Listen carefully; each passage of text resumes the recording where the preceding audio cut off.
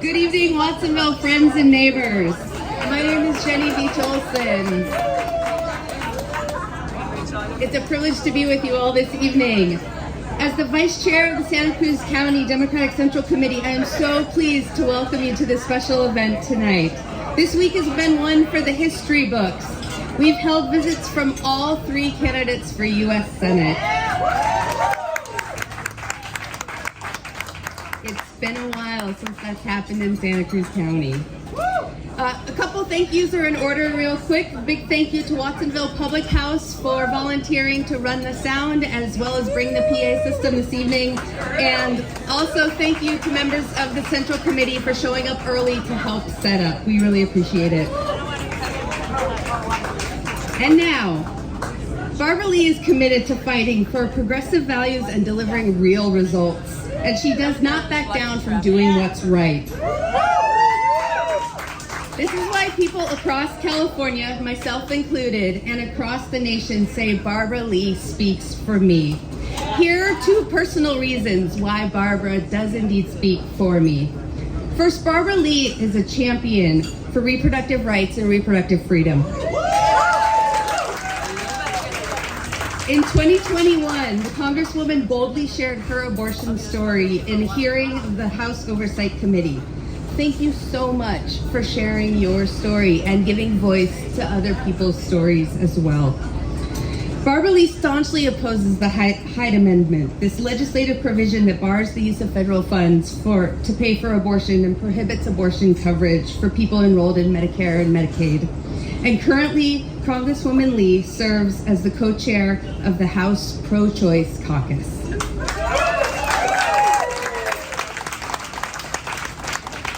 Secondly, Barbara Lee speaks for me because representation matters.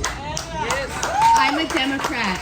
I want a Democratic Party that truly reflects the diversity of our party and stands behind our commitment to equal rights for all people. That means I want to elect a Black woman from our state to be in the Senate.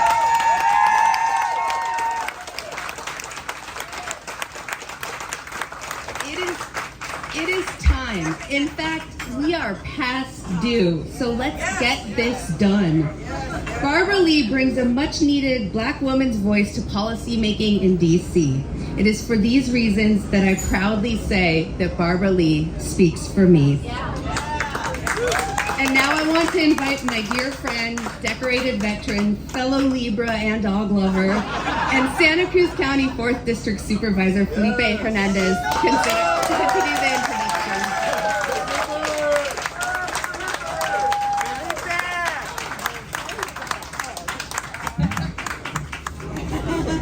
So thank you everyone for being here in beautiful Watsonville. You know, Watsonville is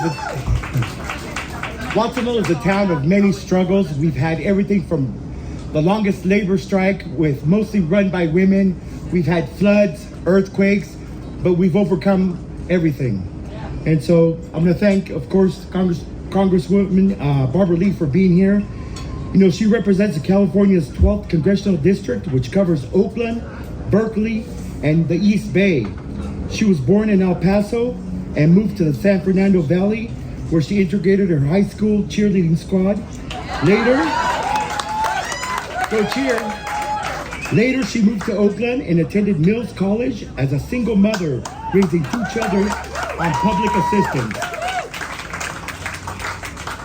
Congresswoman Lee became active in politics by joining Shirley Chisholm's campaign and would later go on to work for former Congressman Ron Dillons in Washington, D.C. She previously served in State Assembly and State Senate before being elected into Congress. Her record includes being the only member of Congress to vote against giving the president unlimited war power of attack on September 11th.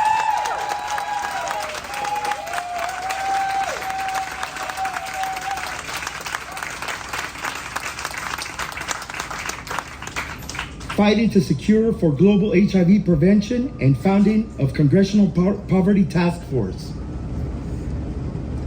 Congresswoman Lee is currently running for the United States Senate.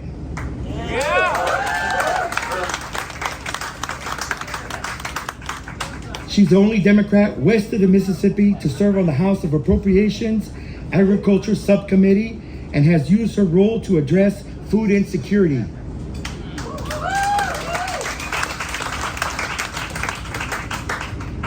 She has stood up against Pete Wilson's racist Prop 187 policies while in the state legislature.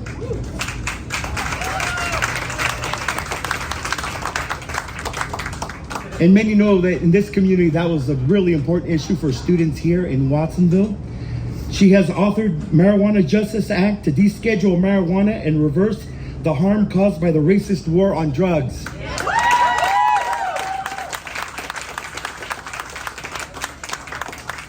She has called out human rights abuses at the ICE detention facilities and wants to create a pathway to citizenship.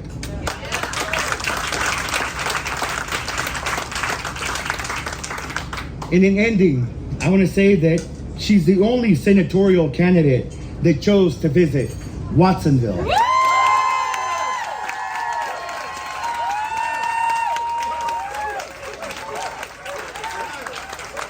You know, and there's one more thing as well. You know, one of the things that I really respect about Barbara Lee is, as a combat veteran myself, you know, one of the most things that I admire about her is that she took that vote against the war in Iraq and Afghanistan.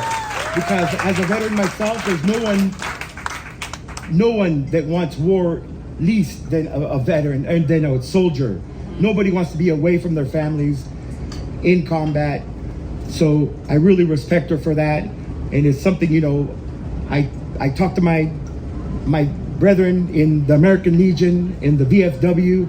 You know, I'm the second trustee for the VFW. I'm the commander for the American Legion. And so those are the things that are important to us, is making sure that our children don't have to go to war. So thank you for that.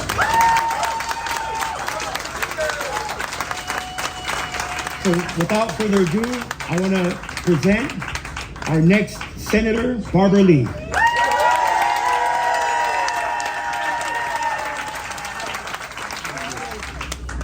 Well, what a Watsonville welcome. Thank you. Let me thank you, Mr. Supervisor, so much for that very warm and spirited introduction, and also for your service. Thank you. As a vet and in the armed services, we appreciate everything that you've done. And Jenni, thank you so much for your leadership and for fighting so hard to protect women's reproductive freedom. It means so much. Yes. Bands off our bodies, you best to know. And Andrew, thank you very much. It's so good to see you, my brother. Once again, thank you so much for being here and helping put this together. Thank all of you so much for this very warm welcome. And yes, I want to just say a couple of things. First, can we just have a moment of silence for those who have been killed through these horrific gun violence attacks in Orange County and Jacksonville, all over the country. This is a moment we have to really understand what's taking place.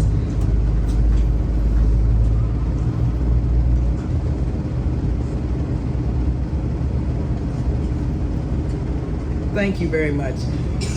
This is the moment where we see the toxic combination of gun violence and white supremacy come together.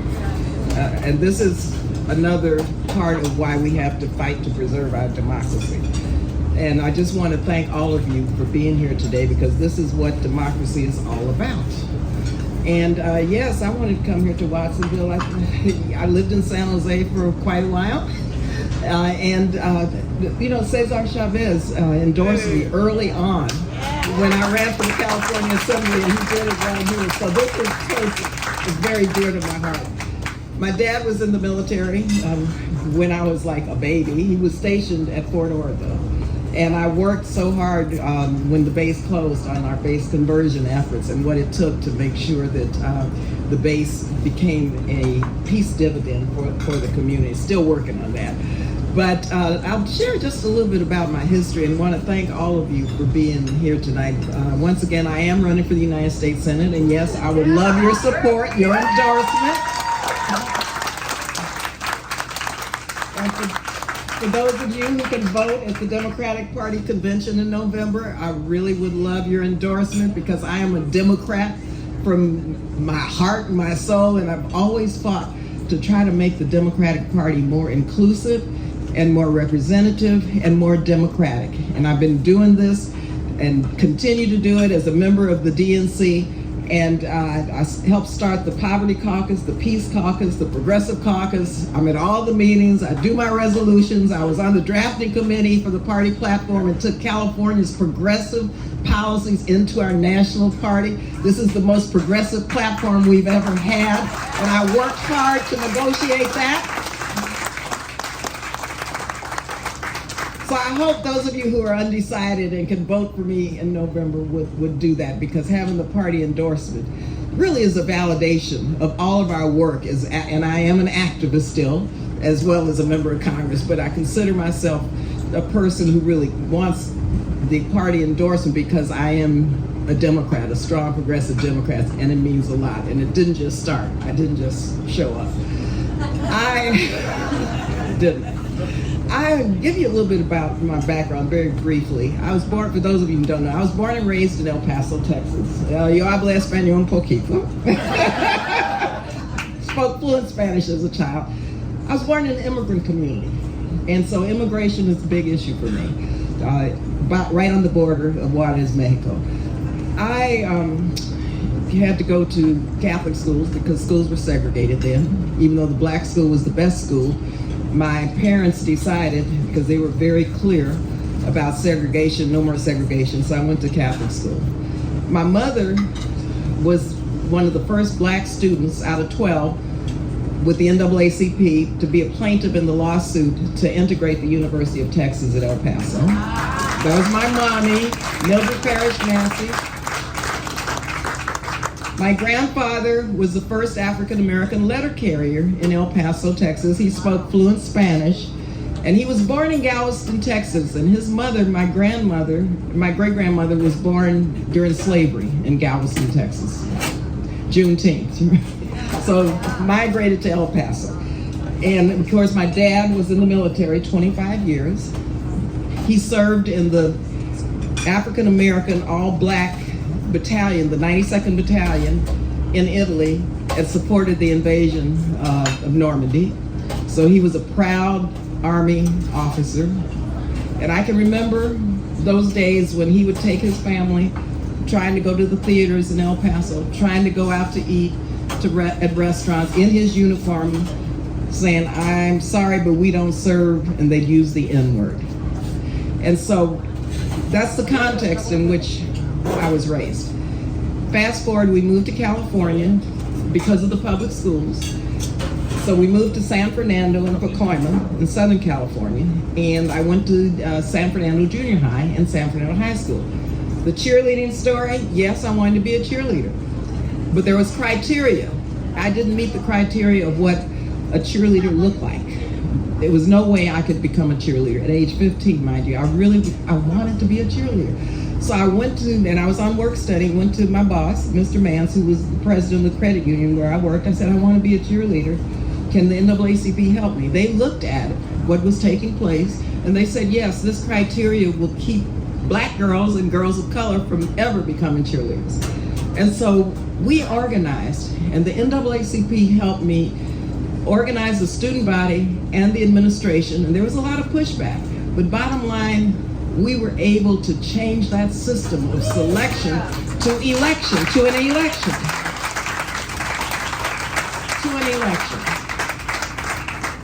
And I tried out in front of the student body, and I won. And that was my first election at 15.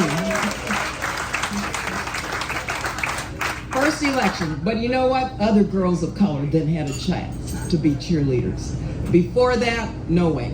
And so I share that story because it's an important story for today and who I am as an elected official, because I believe strongly that I have to dismantle and disrupt systems that are discriminatory and barriers for anyone.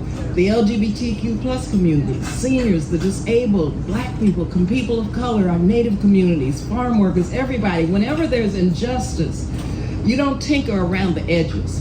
You have to go in there and you have to shake things up. And you have to build something new that's just and that's fair. And that's who I am. And that's why hopefully you'll support me in the Senate, because let me tell you, in the Senate representation, Jenni, does matter. Since 1789, 240 years ago, there have been 2 African American women elected to the United States Senate. Senator Carol Moseley Braun, Vice President Kamala Harris, and you know for how long? A total of 10 years since 1789. Now, can you imagine how the country has lost out on the perspective and the strength and the clarity and the struggles of black women brought to that United States Senate, how that would help regain the soul of this country for everybody. And so I share that because it's important to recognize that in this campaign, you have a chance to elect somebody who has a different perspective of lived experiences. And I was sharing this earlier. The issues here, the climate crisis, I'm very not only familiar with it, but I've worked all my life on climate change, because in my community in El Paso, as a child, there was a smelter. And they cited that plant in our community where everyone got sick. They died early because of the lead and the pollutants that were emitted from that plant, because they put it where black and brown people live. Environmentalist all my life, and I'm working on environmental justice issues right now as we speak. And so I want to take that perspective into the Senate on climate.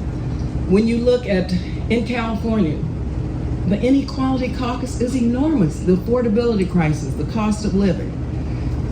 When you look at 40 million people in this golden state of California, 20 million of the 40 million are one paycheck away from poverty. Wages have not kept up with the cost of living here. How can anyone survive off of $15 an hour in California? That's a shame and disgrace. It's immoral, it's wrong, and we've got to fight to not only raise the minimum wage, but we have to have a living wage for everybody in this state. A living wage.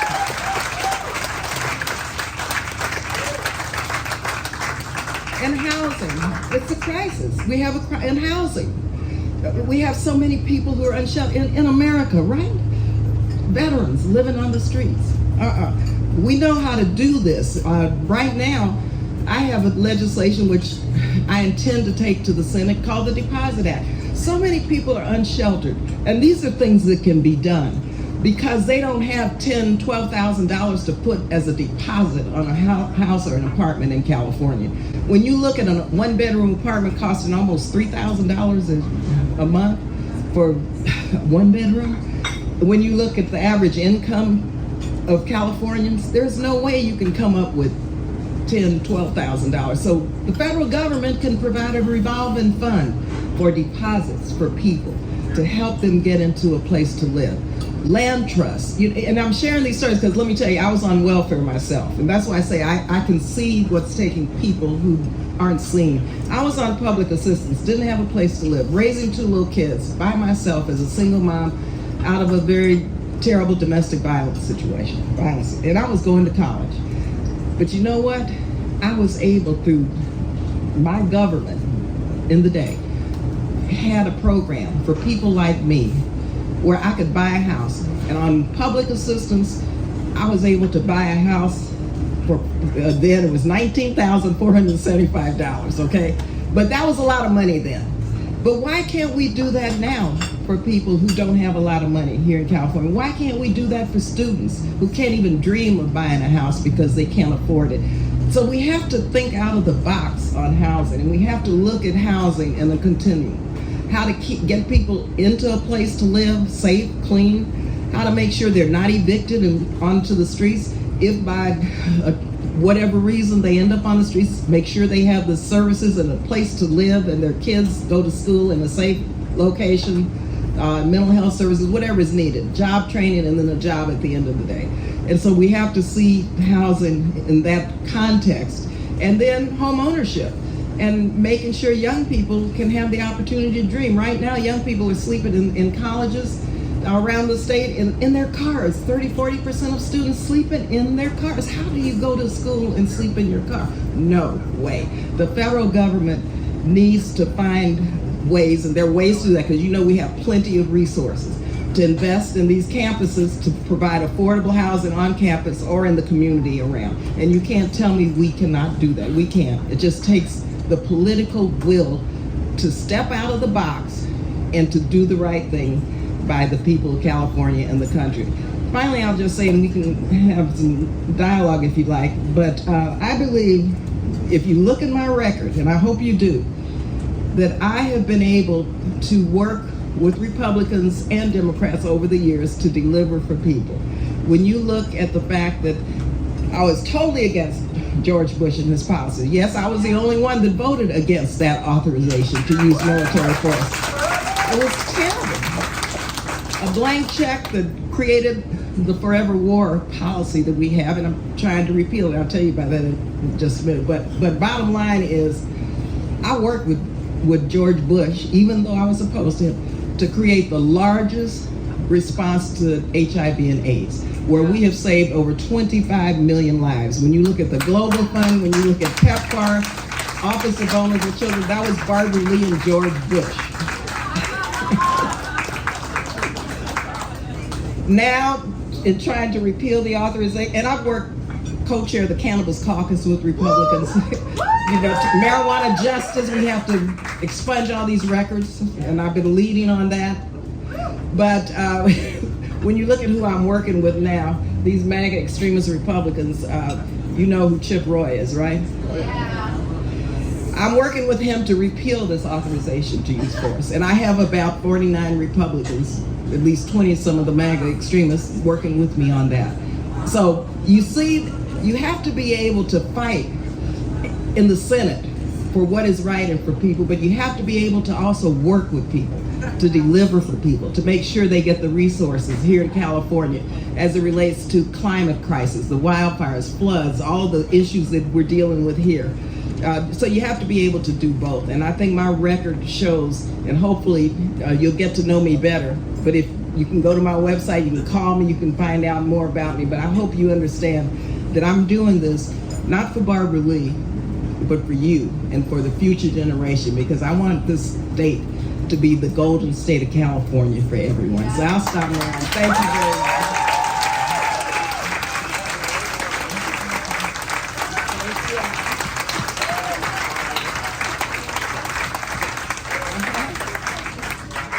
I like how, Barbara, you talked about the future generation. So our students now these days have been really drastically hurt by the pandemic, closing of schools and everything, and the one-time funding we got, which was super helpful, is now finished.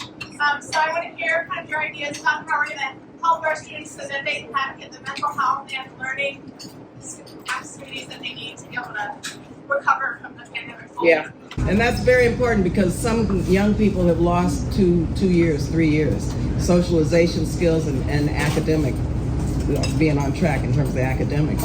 So it's up to the federal government. I'm on the Appropriations Committee. I was part of the negotiations to get funding into the schools, and I think we need to continue with it. As a member of the Approps Committee, Title I, free lunch, free breakfasts, making sure IDEA, especially for low-income kids and kids who don't have an option, we need to make sure the federal government continues. We have the resources, and I'm gonna tell you, so we must do that, and even though most school districts, the decisions are made at the local and state level, the federal government can incentivize what's taking place. And so this is a big deal for me, being on the Labor and Education Appropriations Committee. And we must do that, and I intend to do that this year, next year, and in the Senate also. Thank you again. Other questions? Right here, Becca. So exciting to have you here in Watsonville. I have a two-part question. You've affected policy at the state level and at the federal level. Of all the legislation that has been passed because of you, what are you most proud of? And is that something that you would continue in the Senate? Thank you very much for that. And what am I most proud of based on all the legislation that I passed in the House? And also going back to, I'd like to go back to the California Assembly and Senate, which I served under Pete Wilson. He signed over 67 of my bills into law, one of which I'm very proud of. I carried the Violence Against Women Act, and that was my legislation. At the federal level, I think what I'm most proud of is being able to deliver federal resources to the state, being an appropriator.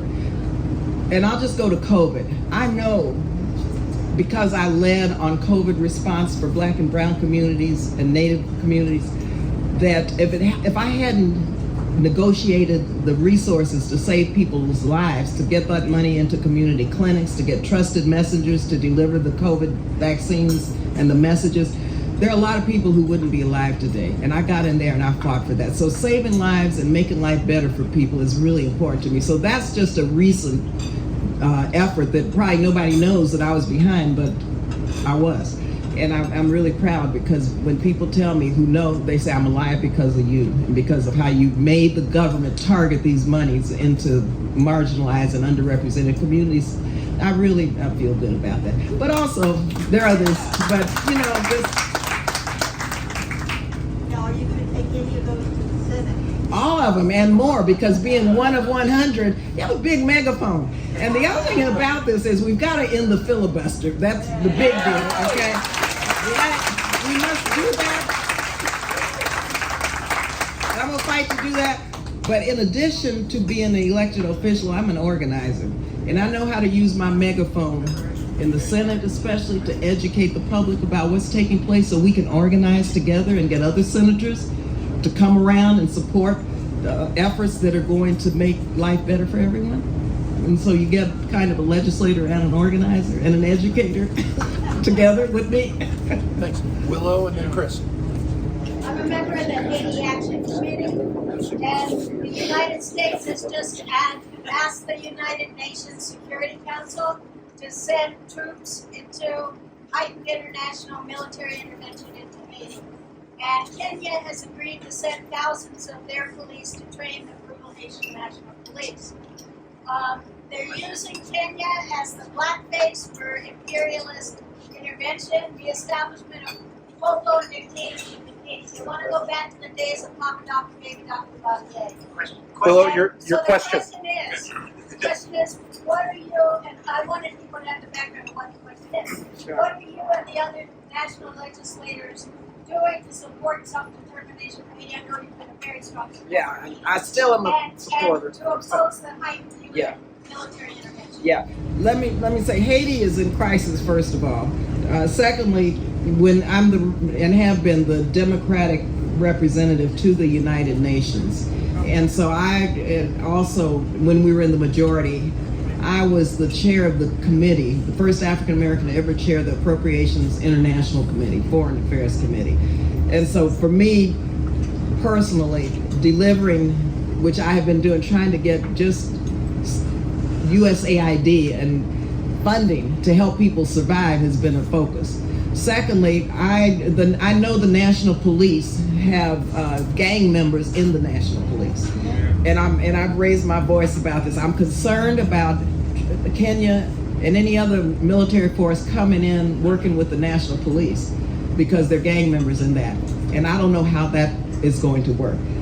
Thirdly, I understand what you mean about military interventionism, and Haitian people have got to request what they need. I mean, it is almost a failed state now, and so it's a balance that we have to look at how to do this. But I don't believe that we need to undermine the Haitian people by having an overwhelmingly military presence in Haiti, led by Kenya. And so, and I led the efforts to not allow the transfer of arms to the National Police, because I knew then, just like now, that there are gang members there that are killing people each and every day. So it's a hard one. We have to have safe passages though right now, so that the aid and the food and everything can get into the Haitian people, which is hard because the gangs are blocking the roads. And I mean, it's a terrible disaster, but we're not, our hands aren't clean, the United States, in that. And so we have to repair the damage also and figure out how to do that. But I'm not so sure this military intervention. I've talked to a lot of groups in Haiti. Some want it, some don't want it. But we've got to, sooner or later, figure out how the U.S. can facilitate elections, democratic elections, with the peace and stability that's necessary for those elections. Chris. So my question is multi-part, but first I want to say thank you for coming to Watsonville. But beer.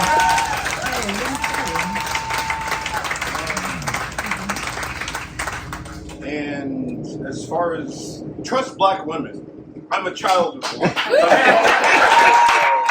There's that. Thank you. So my questions are, how do we get Congress to actually be operative? Congress is dysfunctional, our Congress, I'm not going to curse. I know what you're thinking. So that's the first question. And the second question is, how do we, aside from re-electing Joe Biden and Kamala Harris as president and vice president, make this 45 go away? Yeah. Well, yeah. And because of 45, we're at a really critical point in our democracy, and it's about political engagement. We have to, first of all, take back the House. We only are 5 sheets short, so I hope we all are engaged in that. We must do that. And yes, elect President Biden and Vice President Kamala Harris, but we have to also fight to protect our democracy. And that entails a lot. It entails making elected officials, House and Senate members accountable. One, voting rights. They're trying to take away our voting rights. This is a fundamental issue of democracy. 2, they're trying to take our reproductive freedom away. First time a constitutional requirement of benefit has been taken away from people. Thirdly, they're rolling back all of the LGBTQ plus rights, environmental rights, labor union rights. All of that is taking place. And so we have to make sure we elect elected officials who are going to be accountable to the people. And we have to do that immediately. Let me tell you, I'm part of my whole effort since January 6th. I was sitting on the floor January 6th and barely got out of there. The NAACP came to me and asked me if I would be a lead plaintiff in a lawsuit against Donald Trump, the Proud Boys, and the Oath Keepers. I said yes. And so right now, and I'm doing this right now, we were able to get out of the district court. Of course, Donald Trump appealed it. It's in the Court of Appeals now. But what the lawsuit is, it's a civil lawsuit saying, and we got, again, historic through the first court, saying no person, including the president, is immune from what took place January 6th. That's the first part of the lawsuit. Second part is damages, yes, for those who were affected, seeking damages. And then the third part is that injunctive relief. We're not going to let this ever happen again. So we're going through the courts. All of us, we have our different roles to play in protecting our democracy, but that's like key for me. And being the lead plaintiff in this NAACP lawsuit puts me right there in their face. Right there in their face. And we gotta do it. Sadly, last question. Glenn Glacier. Sure. It's really quick. Good question. Could you outline your position on universal health care?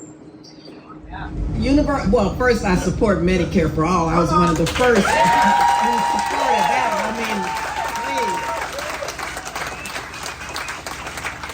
please. But even before that, before it was popular, when I was in the legislature, I was the first member of the California legislature that introduced the first single payer bill in California.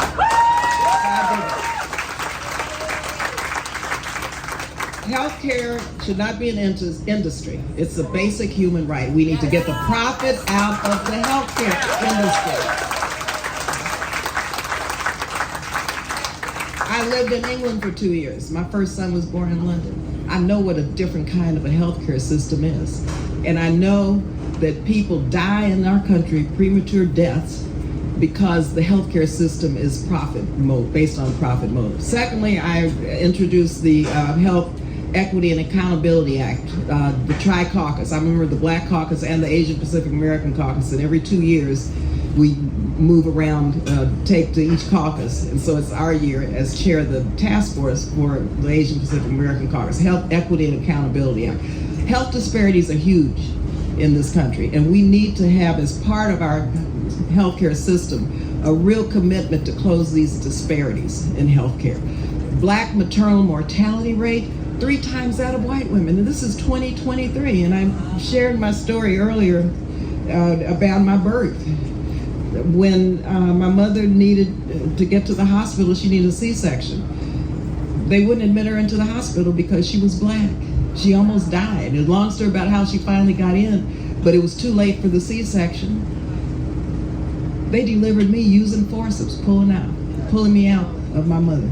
And she almost died, and I almost didn't get into this world. Now that was then. This is now. We still have Black maternal mortality rate and healthcare disparities based on ethnicity and background and income, a big deal. And so now we have to see how we fight to close these disparities as part of our effort for Medicare for all and single payer. Thank you.